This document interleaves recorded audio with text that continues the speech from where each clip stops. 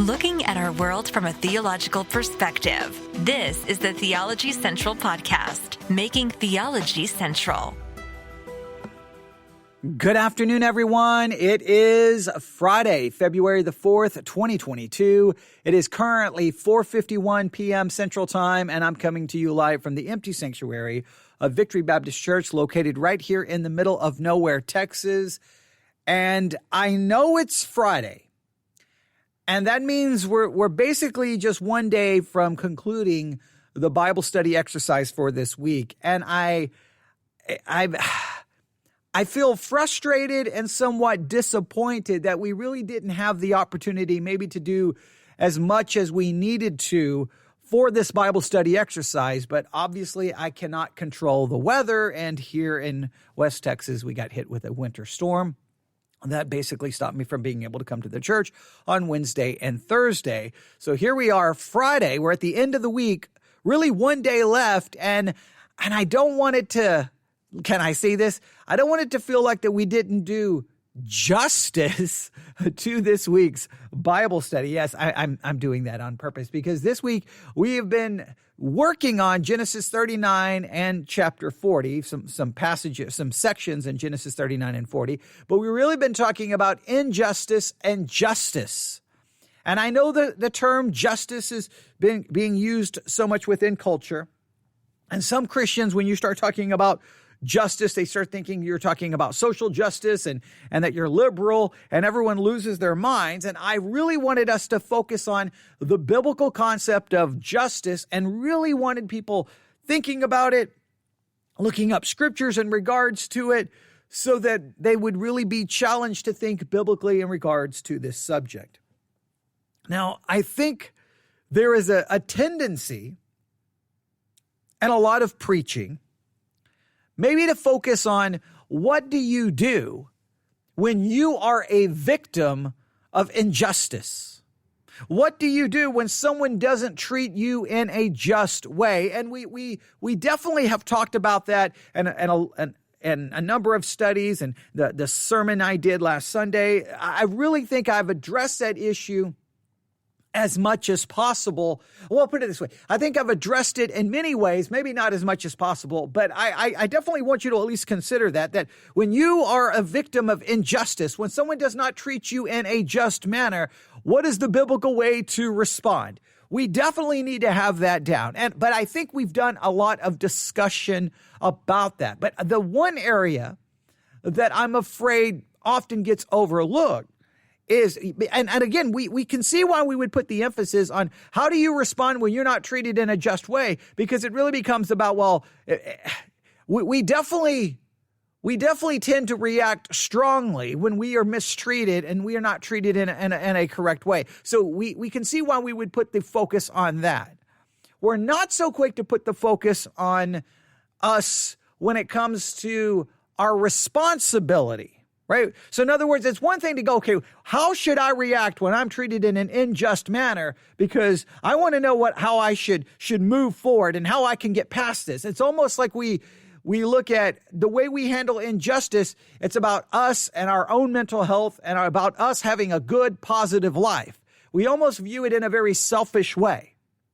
But we're not so quick to put the spotlight on us to say, wait a minute, what is my responsibility to do justice and to perform, what's my responsibility in regards to justice and how I live my life? We're not as quick to put the spotlight on us because now it comes down to our responsibility. I hope that makes sense. I know you can say, well, it is my responsibility to handle injustice in a biblical way. Yes, but we have a tendency to sell that as, well, you want to handle injustice in a biblical way because it'll be better for your life. It'll help you. You won't be destroyed by bitterness and anger. We sell it as it's a positive thing for you. It's not as easy to sell it as being positive as, okay, here's what you need to do and how you act towards other people. It's not as easy to necessarily present it in that way. But I really want this focus on tonight and tomorrow. I really want you to think about your responsibility when it comes to justice. living in the world in which you live and dealing with the people you deal with, whether it's strangers, whether it's family, whether it's church members, no matter what. I want you to think, what does the Bible say in regards to your responsibility when it comes to justice? That's what I want you to think about. And I've got just a few scriptures written down that I'm going to read, and then maybe this will spark you looking up some additional scriptures to really cross-reference these and to add to it, okay? But before we do all of that, let's just remind you, all right, that the text for this week's study is Genesis 39, 21 to 23, chapter 40, verses 4 through 8, and chapter 40, verses 20 through 23. Hopefully you've read it more than once, hopefully more than 5 times, but at a minimum of at least 5 times, all right? Then the memory verses that we're supposed to memorize this week is Genesis 39:21. Genesis 39:21. Let me just go here to the memory verses really quick. Genesis 39, verse 21, where we read this. But the Lord was with Joseph and showed him mercy and gave him favor in the sight of the keeper of the prison. All right. Now, the main reason I want you, that's Genesis 31:21. I apologize. See, make sure I give you the right one. No, that's correct. Genesis 39:21. I cannot read my own writing. Now, the main reason I wanted you to focus on this one is, the Lord was with Joseph. The Lord showed him mercy, but please know where Joseph is. He is in prison. And why is he in prison? He's in prison because he's basically accused. And there's no nice way to say it. He's basically accused of rape. He's basically accused of doing something to this woman, and he's falsely accused. It's a false accusation that places him in prison. He is the victim of injustice. He's not receiving justice. He's being victimized by injustice, false accusations, and no one bothering to try to get to the truth. He's just accused, and he's in prison. But the Lord is with him. I know that raises all kinds of other questions, but just remember, he is a victim of injustice. So you can see why the focus would be, well, how do you handle it when you're falsely accused and you end up in prison? What is the biblical response to that injustice? Okay, that makes sense. But that's Genesis 39:21. The second memory verse is Genesis chapter 40, verse 23, where we read these words. Yet did not the chief butler remember Joseph, but forgot him. Joseph ends up in prison. He gets an opportunity to help someone out. He does, but he says, hey, can you remember me? And they forget him. So now Joseph is not only placed in prison because of injustice, he even helps someone in prison, and then he is forgotten, almost in a sense, once again, being victimized by injustice. So how do you handle injustice? Okay, great. That's really the emphasis of the text. And if we just left it there this week, that would be okay. I mean, I think we would have, I would still be discouraged that we didn't do enough, but at least I would think, at least I got you thinking and how to handle injustice, because look, constantly you respond to how people treat you when you don't feel like you've been treated in a fair way. And a lot of times your response has nothing to do with the Bible, with Christianity, with God. It has everything to do with your pride, your ego, and your anger. So we really need to focus on that. But I want to go a step beyond it. What is my responsibility when it comes to the concept of justice as I live my life out in this culture and in this world? How do I respond when I'm treated in an unjust manner? But what is my responsibility in carrying out justice? So I looked up just a couple of scriptures. I'm dropping my pencil. I apologize.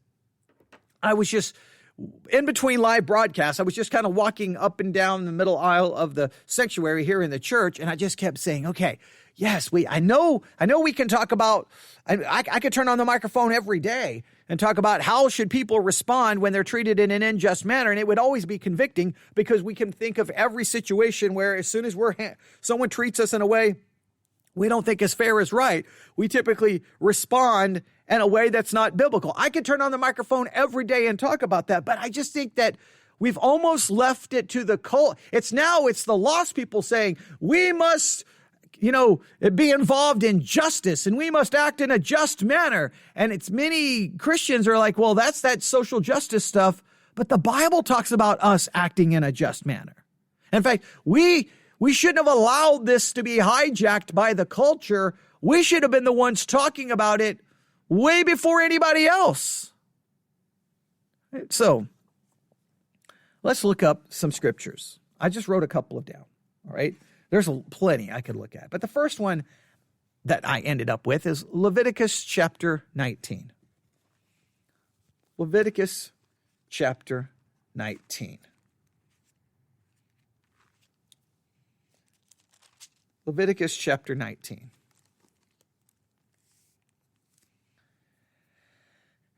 And there's a lot here we could look at. There's so much in Leviticus 19, but let's just go to verse 35. Leviticus chapter 19. Let's just look at verses 35 through 37. All right? Leviticus chapter 19, verse 35 37.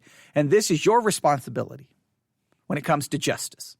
Not your responsibility when someone does something to you in an unjust way, but your responsibility in a positive way, all right, and what you're supposed to be doing. Leviticus chapter 19, verse 35. Obviously, the context here is, there's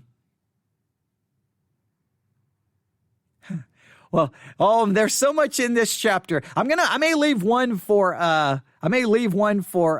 homework. Oh man, there's so much I want to do here. Okay, we'll just go to verse 35. Yeah, there's some verses here that could be extremely controversial, but that's okay. Leviticus 19. Let's start in verse 35. Obviously, this has first and foremost its historical context is to Israel. These are instructions for Israel, and again, very much establishing law and behavior as they're getting ready to go into preparing them and essentially getting them ready for what it will be like when they go into the promised land. How are they to live in the midst? Think of it this way. If you think about the Exodus, especially Leviticus, Numbers, and Deuteronomy, over and over and over, there are these instructions to Israel and how they are to live when they go into a culture that does not believe in their God, that rejects their God. When you're living your life out in a hostile culture that does not love your God and hates your God and oppose to your God, what is your responsibility? Well, one of your responsibilities is to live your life in a just manner. And then look, we see this a little bit here in Leviticus 19, verse 35.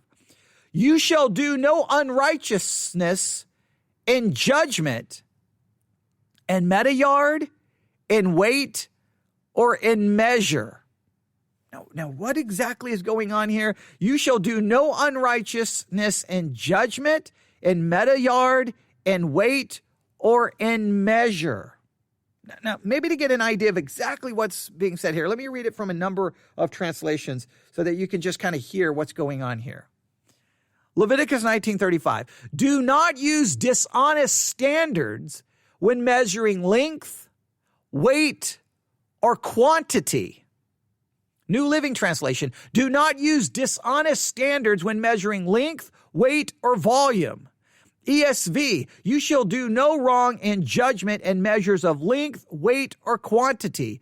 Berean Study Bible, you must not use dishonest measures of length, weight, or volume. This is when you're dealing with other people in any kind of a business transaction or in anything. In other words, you must demonstrate honesty in your dealings with other people if it involves length, weight, or quantity. This could be in any kind of business transaction and anything. In other words, you want to have honesty and be upright in your dealings with other people. That's what you must do. No cutting corners, no trying to manipulate something for your benefit. That's not how you are to live out your Christian life. That's the idea of justice being carried out in a practical way. But it doesn't stop there. Look at verse 36. Just balances, just weights, a just ephah, and just him, and a just hin shall you have. I am the Lord your God, which brought you out of the land of Egypt. I'm going to read that in another translation. Use honest scales and honest weights and honest ephah and honest hin. I am the Lord your God who brought you out of Egypt. In other words, you must be honest in your scales and in your weights. It's just re-emphasizing what was already said. You must be honest and upright and integrity in your business dealings, in your dealings with other people. Another one, your scales and weights must be accurate. Your containers for measuring dry materials or liquids must be accurate. I am the Lord your God who brought you out of the land of Egypt. So if you're dealing with measuring dry materials or liquids, there's the ephah and the other translation uses hin, H-I-N. This is the measurement of dry materials or liquid. No matter what, when you're measuring things to sell them, you make sure you're measuring things correctly and honestly so that you're not cheating anyone. You're not there to cheat anyone, to deceive anyone for your own dishonest gain. Christians should be the ones practicing having the most integrity and justice in our dealings with other people in any kind of financial transaction or any kind of business dealings. We shouldn't be cutting the corners. We shouldn't be doing things that are not honest. All right. The next verse, that's Leviticus chapter 19. That's verse 35 and 36, verse 37. Therefore shall you observe all my statutes and all my judgments and do them. I am the Lord. When it comes to a Christian, you should act in a just manner towards other people because your God is a just God. You want to reflect God being a just God and you handling yourself in a just manner, especially when you're dealing with people in a business transaction. You want to be fair. You want to be as honest as you can possibly be in those situations. All right? So there's Leviticus 19, 35 through 37. The same concept shows up in, I believe, Proverbs 11. Proverbs 11.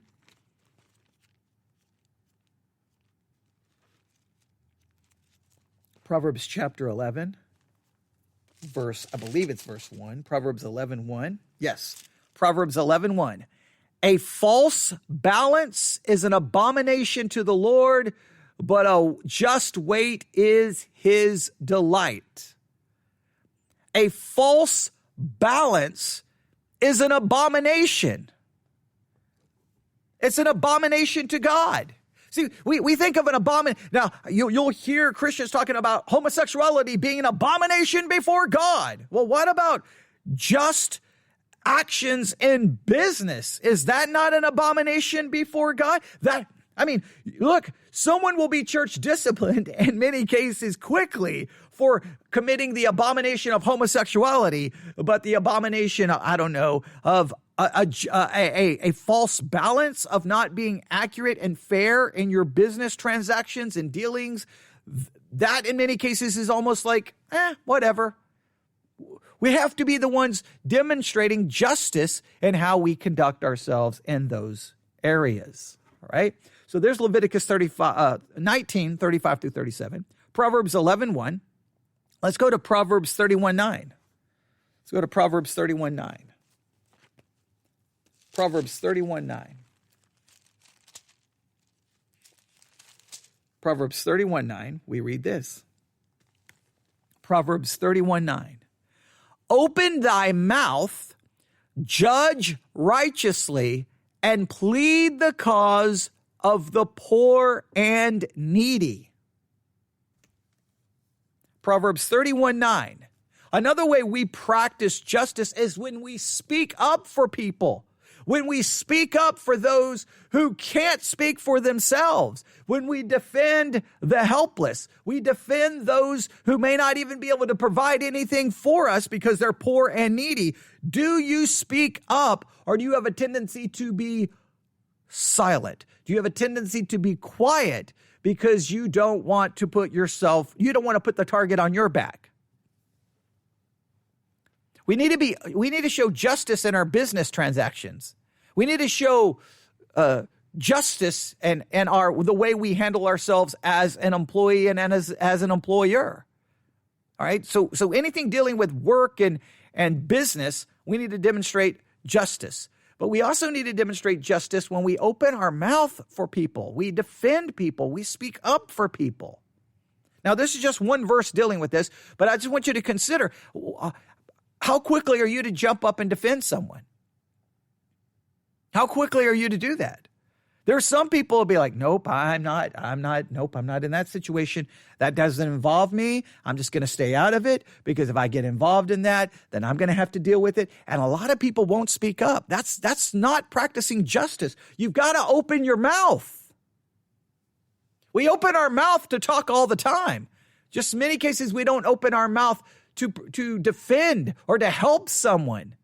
We open our mouth to destroy people. We open our mouth to expose and gossip and slander. Rarely do we open our mouth to provide any defense or cover or protection. We do more to bring people down than to protect and help and build people up.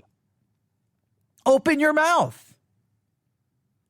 I can think of all kinds of situations, but you can as well. I mean, look, the best place where this would be, this will be an illustration everyone can understand, because depending on your personality, you probably have been involved in some kind of situation like this. Let's just think of the average high school.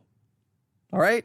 Some of you may be very old and you don't remember, but just remember back in your school days. Now, maybe you don't even realize how you handled yourself, but there are those times where you clearly see an injustice going on. Someone being bullied, someone being picked on, everyone's laughing at that person, and you saw it, and there was a very good chance, depending on your personality, that you did not speak up.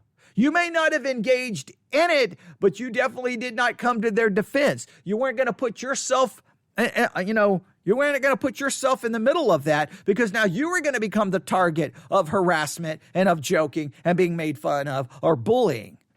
As Christians, we should be the ones who will open our mouth for the poor and the needy, for those who cannot speak for themselves. We have to be the ones to speak up, because it's not about us. It's about justice. It's about what's right. And sometimes you'll see Christians who I don't know what they do. They don't want to hurt themselves. Just like in high school, many young people will not, again, they may not be engaged in it, but they're not going to put themselves in the middle of it. And there's a little bit of a cowardice to that. It's about you worried about yourself more than you're worried about someone else. That's an idea of justice. Okay, that's an idea of justice. Sometimes you got to speak up. When everyone's piling on, sometimes you got to be the one to kind of step up and go, whoa, whoa, whoa, whoa, whoa, whoa, whoa. Are we handling ourselves the correct way here? Now, I'm expanding it beyond just the poor and the needy, but I'm just saying anyone who's in need and who's poor, in the sense that they have nothing, they can't speak for themselves, someone's got to open up their mouth, and it should be the Christian who is defending the hopeless and the helpless. I think that makes sense. I think that's a good way. There's probably some other scriptures you can apply there. So Leviticus 19:35-37, Proverbs 11:1, Proverbs 31:9. How about James chapter 2? James chapter 2.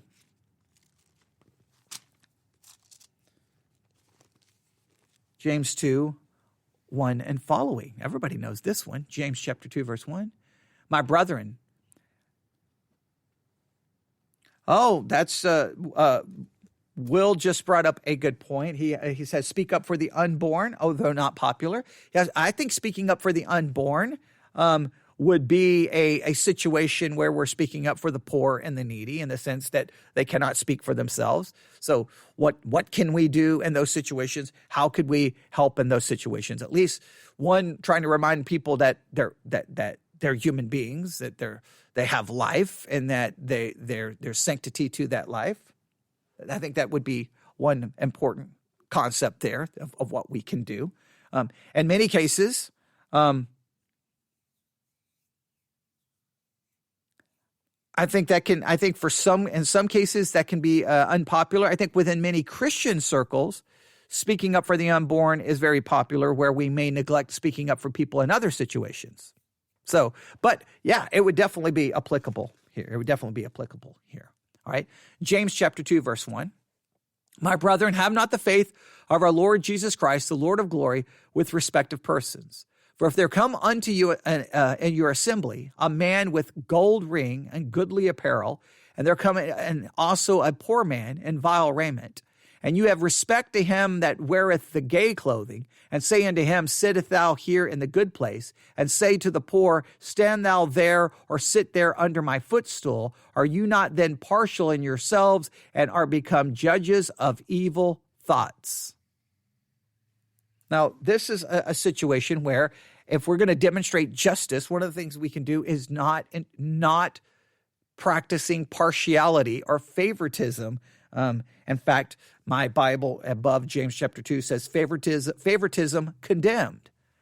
We are to, as Christians, we are to not practice favoritism. We are to show love to all people. We are to speak against that kind of thing, and most importantly, not practice it. That's the most important thing. Not practice favoritism.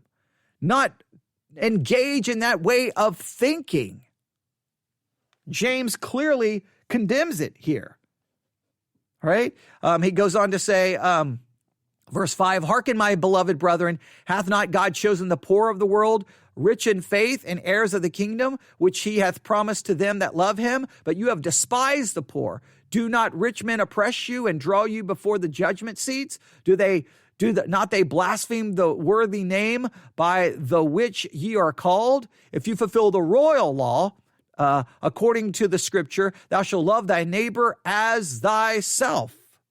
We should love others, not demonstrating favoritism. That's another way in which we can practice and carry out justice.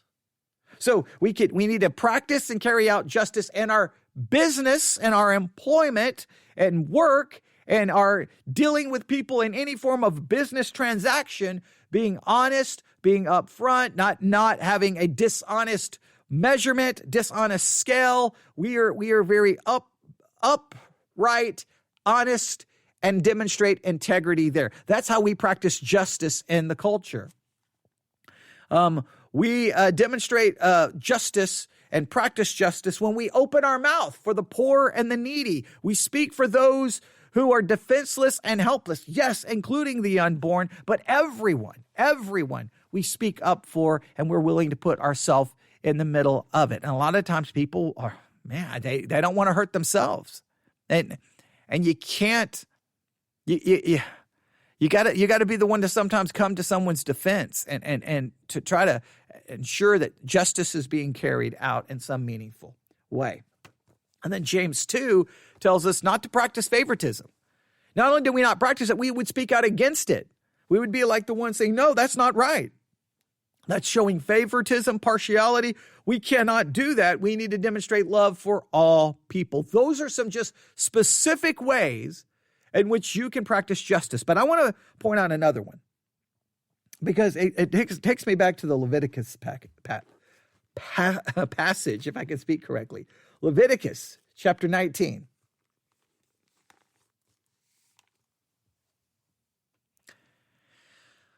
Leviticus 19, verse 33, which introduces something that I'm going to leave for you to work on for homework. Leviticus 19, verse 33.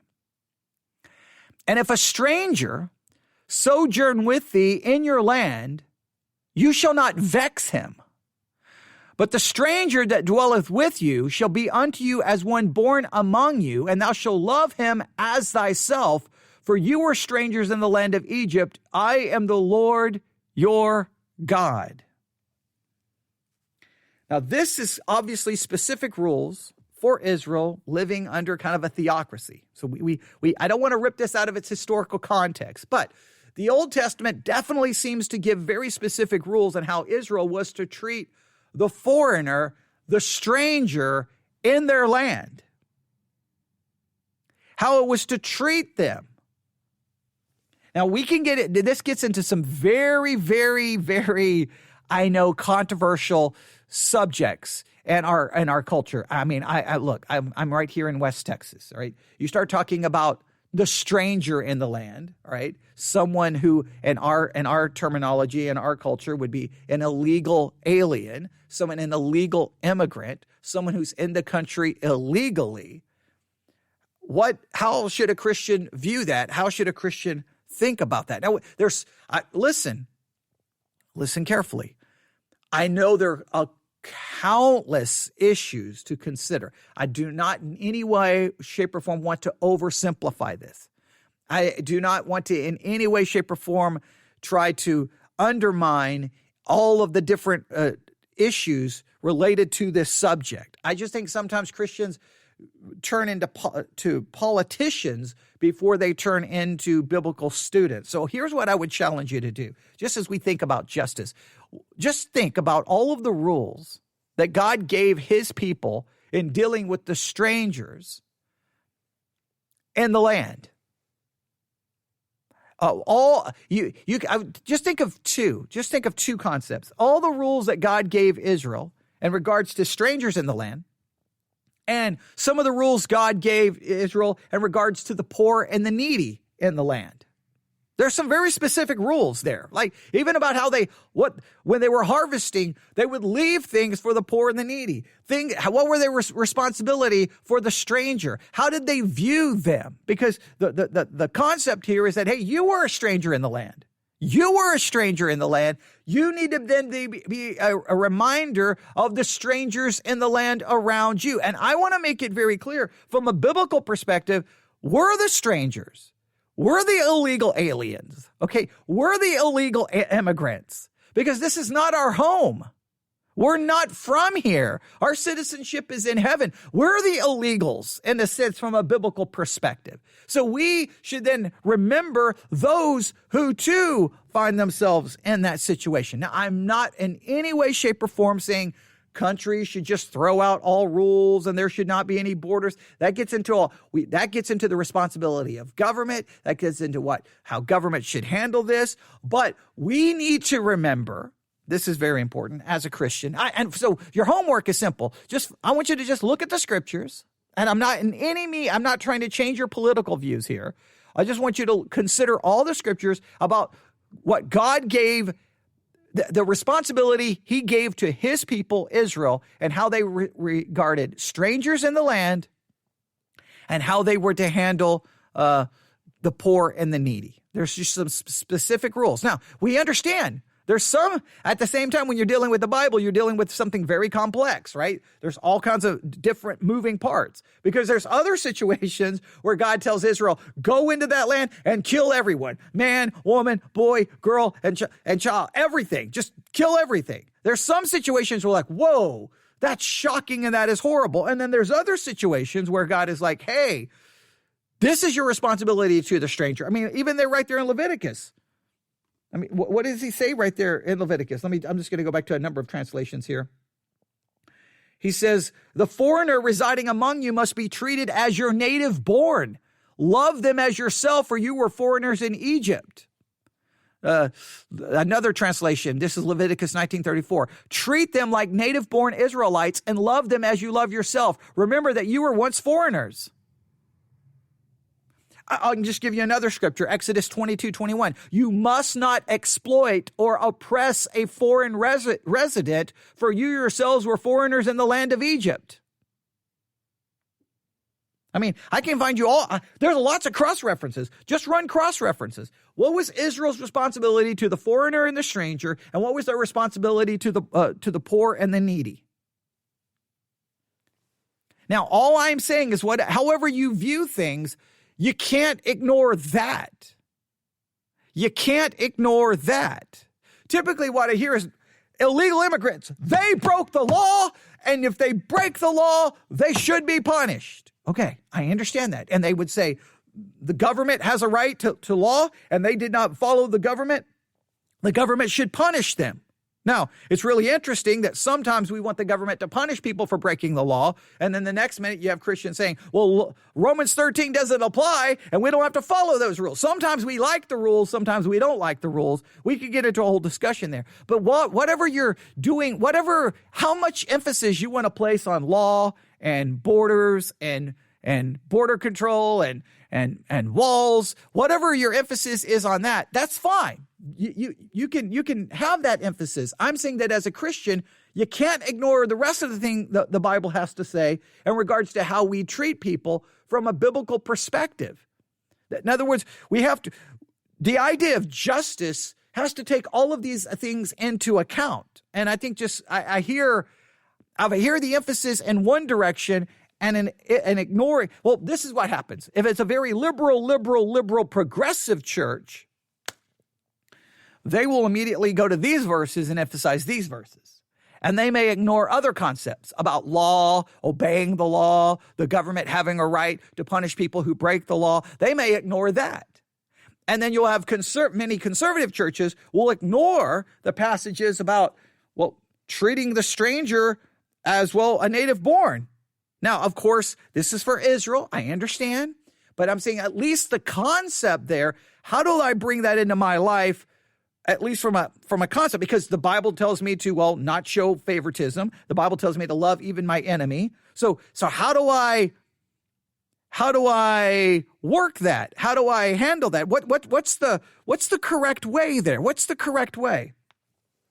But conservative churches will forget these passages and then focus on the law and punishing people, and the liberal churches will focus on this and ignore the passages about the law. That's the problem with Christianity sometimes, is we pick and choose what verses we want, ignore the ones we don't, and in many cases be more influenced by politics than we are the Bible. All I'm asking you to do as we conclude this week of study, and a week that we haven't been able to spend as much time as we should have because of things that happened, I want you to at least think about balancing out your perspective. That's all I'm asking.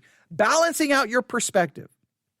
Look, I know I've got some people listening who are very much, who are absolutely 100%, build that wall, build that wall. We need Trump back. We need to deport people from this country. We need to get them out. That's it.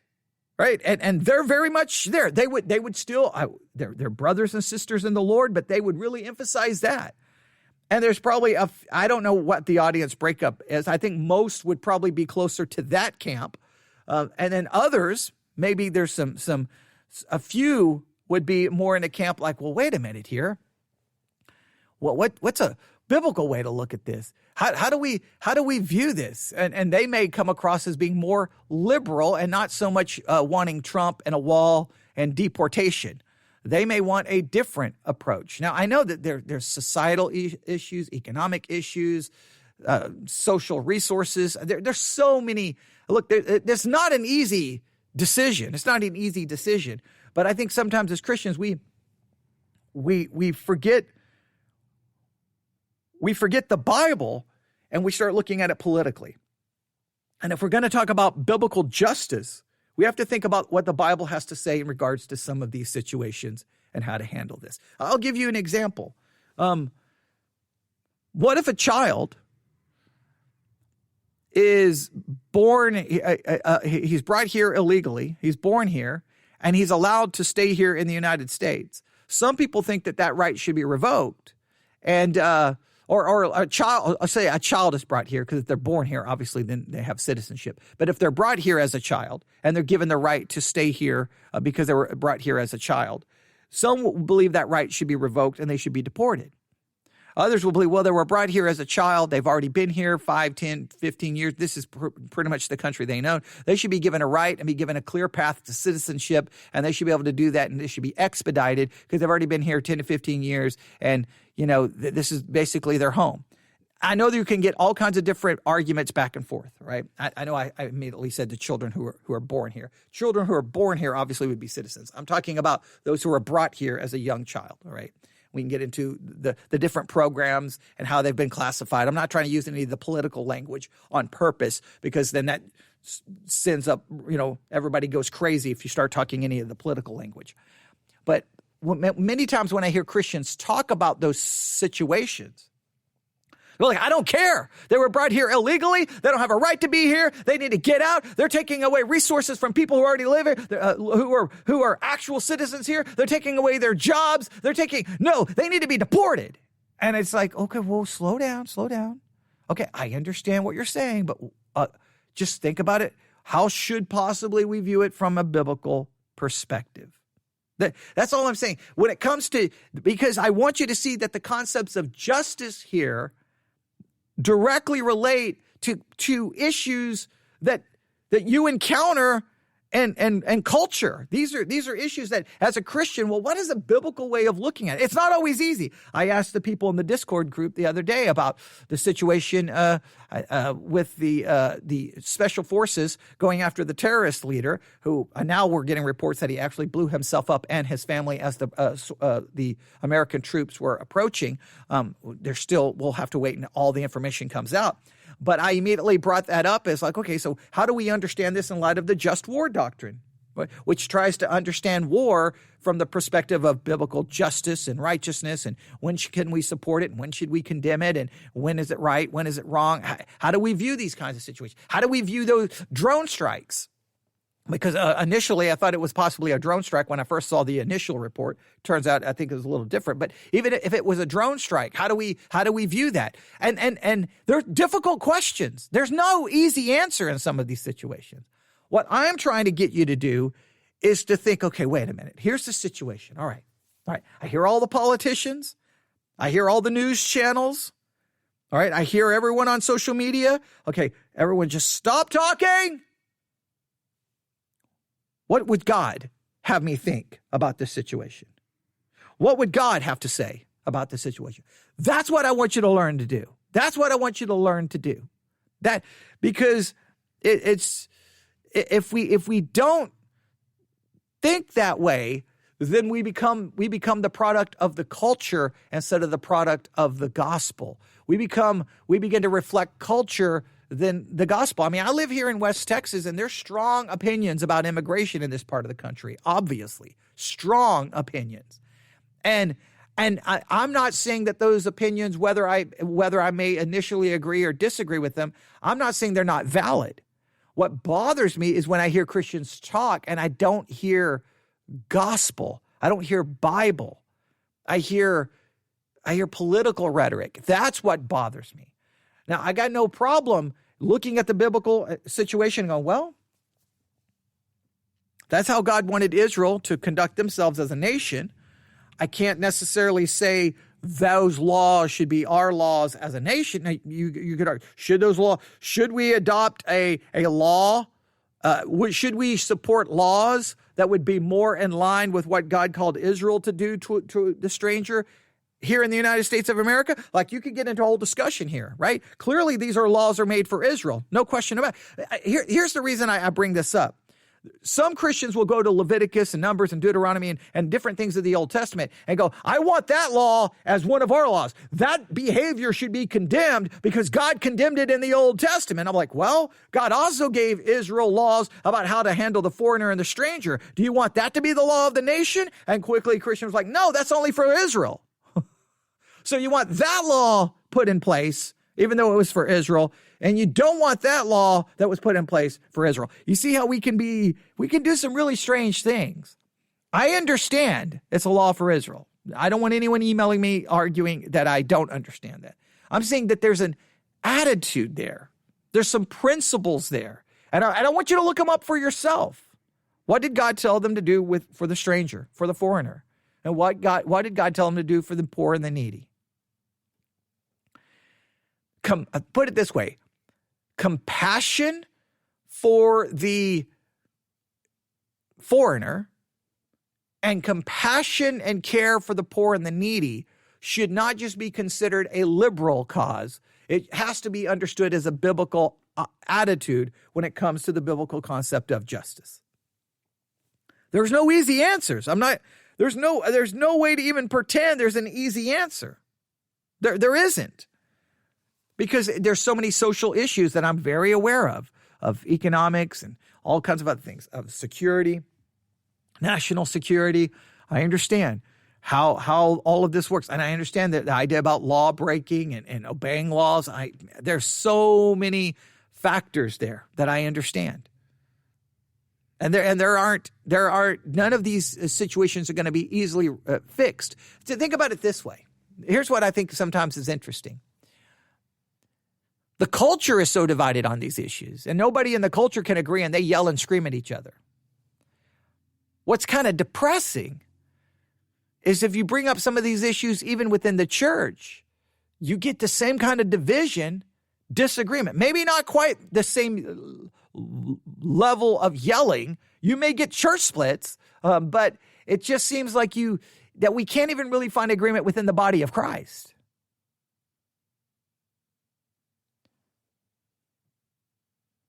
And in many cases, the church splits along the same kind of political lines as the culture splits. And I don't like that. I just wish the church could be different.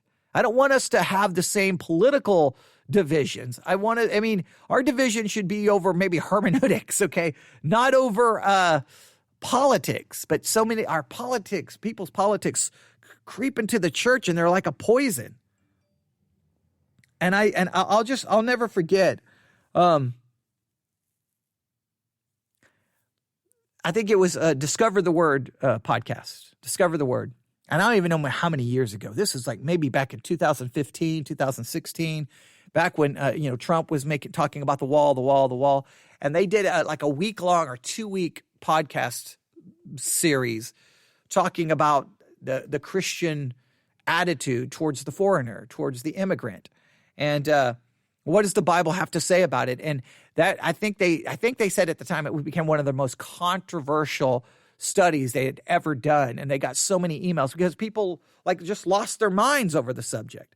And it's like, why? It shouldn't be so controversial to say, hey guys, and the culture right now, they're talking about building a wall and some people want everyone deported. Okay, that's what the culture is talking about.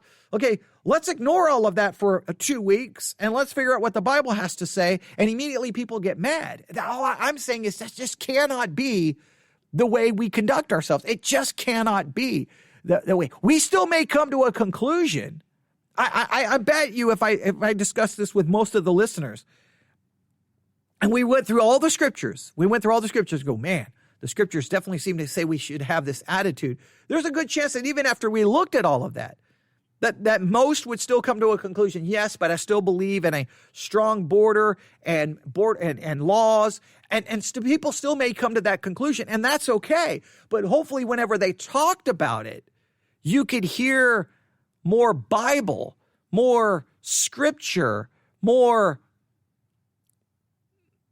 can we say, the mind and the heart of God more than the political rhetoric. That's all I want to accomplish. I'm not trying to change someone's politic. I'm trying to influence it more by scripture than by the rhetoric you get from your favorite news outlet that has a political leaning. That's all I'm trying to say. That's what should do so. I know I'm somewhat repeating myself, but I'm really trying to get that across because it's such an important concept.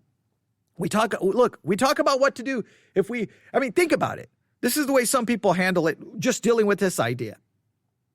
Well, it's not right for these foreigners to come over here and take our job and our resources. And so then we get upset because we're victims of injustice in our minds. We're being treated in an unjust way because they're taking, so we want to respond with whatever. Okay, all I'm saying is maybe we stop and go, wait a minute, okay, yes, how do we handle an injustice that's brought towards us? That's always a biblical response. And then secondly, what is our responsibility to carry out justice in these kinds of difficult situations? What is a just biblical way to look at these situations?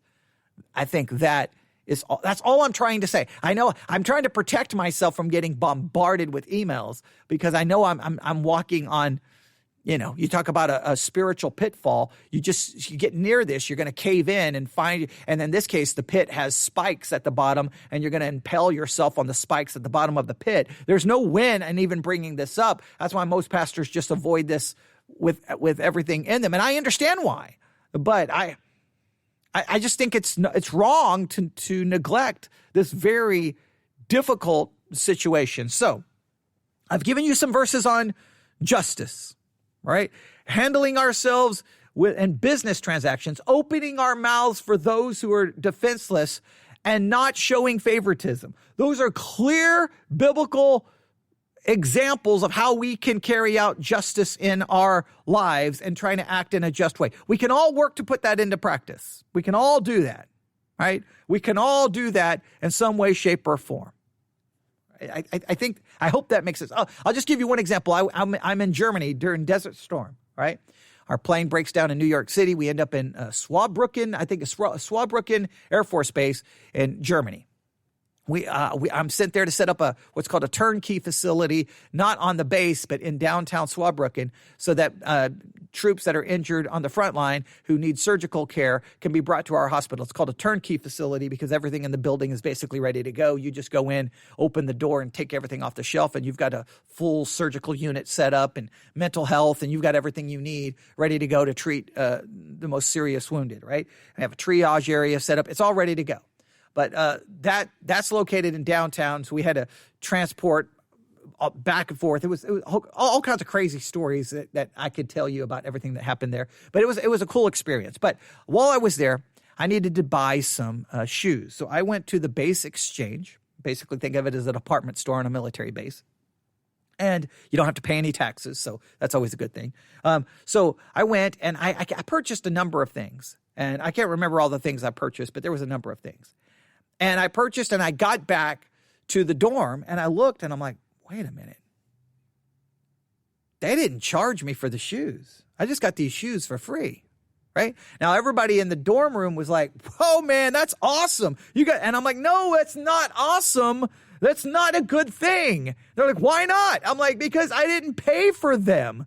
That's not right. So I grabbed the shoes, walked back to the base exchange, walked up to the cash register and said, hey, you didn't charge me for these. And I wanted to come back and pay for them.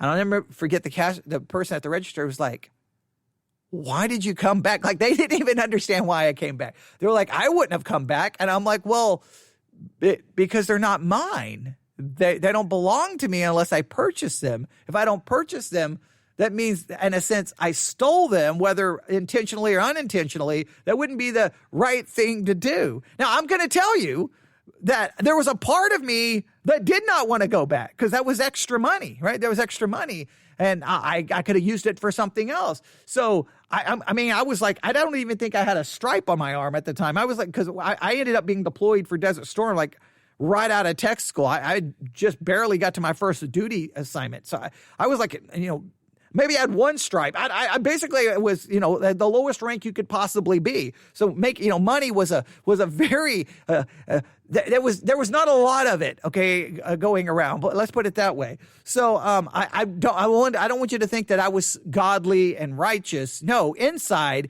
I did not want to go back. I did not want to go back. And you know what, to be fair, I don't even know what I would have done if I would have come back and nobody in the dorm would have found out. If all the people I lived with in that particular room, if nobody would have known, I don't know what I would have done. So that would have really tested my concept of justice and doing the right thing. Because if nobody would have known, I hope I would have done the right thing, but I'm a sinner just like you. So you can sit there and judge me. But the point is that's like trying to demonstrate justice and doing what's right in a business situation, which when it comes to justice, I want you to just realize this is not some clear, academic concept this is practical stuff in living out our Christian life.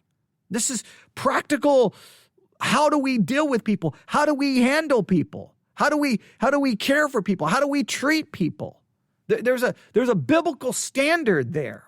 There's a biblical standard there. It's one of the things I loved about the medical world for a lot of reasons, because especially in military medicine, it's made us very unpopular with those in the military. But for example, if I'm deployed in a military wartime situation and we have a field unit set up to take care of the initial wounds and damages caused by a wartime environment, our job is to treat the individuals to the best of our ability. But here's the thing: even if an enemy combatant is brought into our medical facility, I'm to treat that enemy combatant just like I would treat one of our own troops. I don't base the treatment on the flag on their shoulder or on their arm.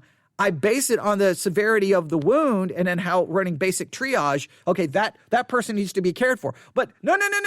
But my buddy over here, I don't care. It's not based off who's American, who's whatever whatever military we would be in a conflict with. I don't care if it's a Muslim terrorist. It doesn't matter.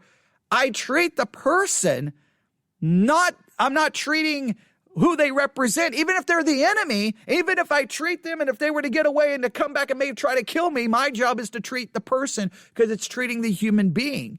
I love that concept because to me, that's a biblical idea. That's a biblical idea.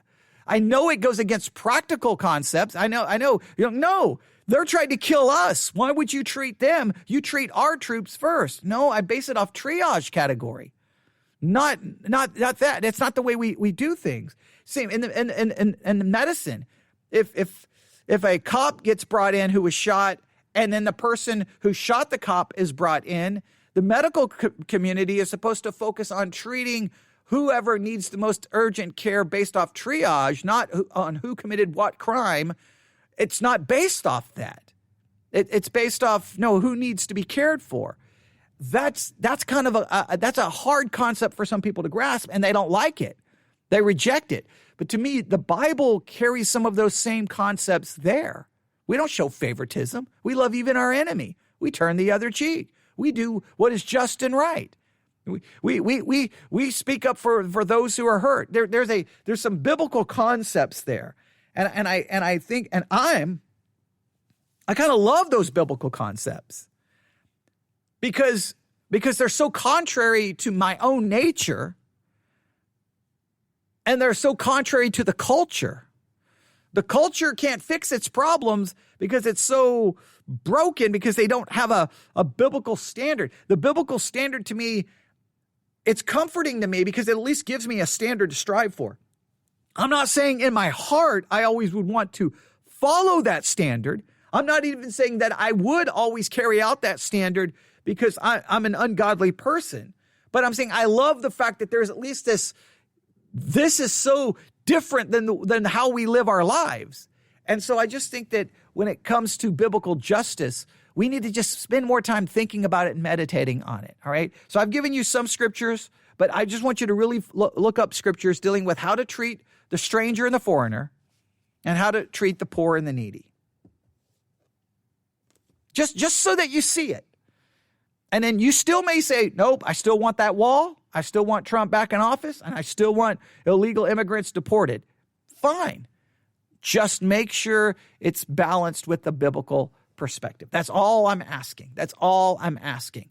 Because I understand you would have some good arguments on the other side as well about laws and laws being broke. Just make sure you're consistent with that as well. But there you have it. I hope that was helpful. I hope that was beneficial because I think this just gets overlooked so fast. And I'm looking. Wow.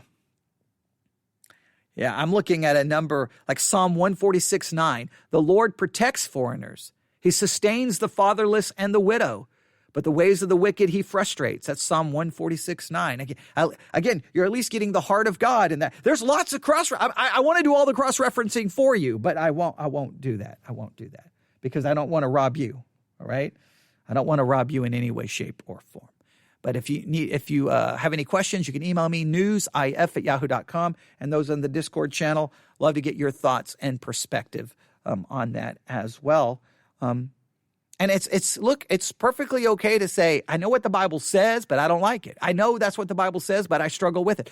I'm all for that. I like to at least acknowledge what the scriptures say and then try to figure out how that applies in everyday life. And when it comes to these complicated issues in our culture, sometimes the Bible doesn't give us clear answers, but at least gives us maybe an attitude that we can check our hearts against, if that makes sense. All right. Email me. Have a great night. I'm going to head home before the roads refreeze, and I'm trapped here, okay, because the temperatures are starting to drop again, and everything's going to turn back to ice, and then I'm going to be stuck here, and so I better get home as soon as possible. So that's what I'm going to do. Hopefully I've accomplished something. There's so much more I wanted to do today, but I didn't know really where to start back. So I hope the book discussion was somewhat helpful, and I felt like I had to do something from the Bible study. I felt like I had to do something. So there we go. All right, everyone have a great night. God bless.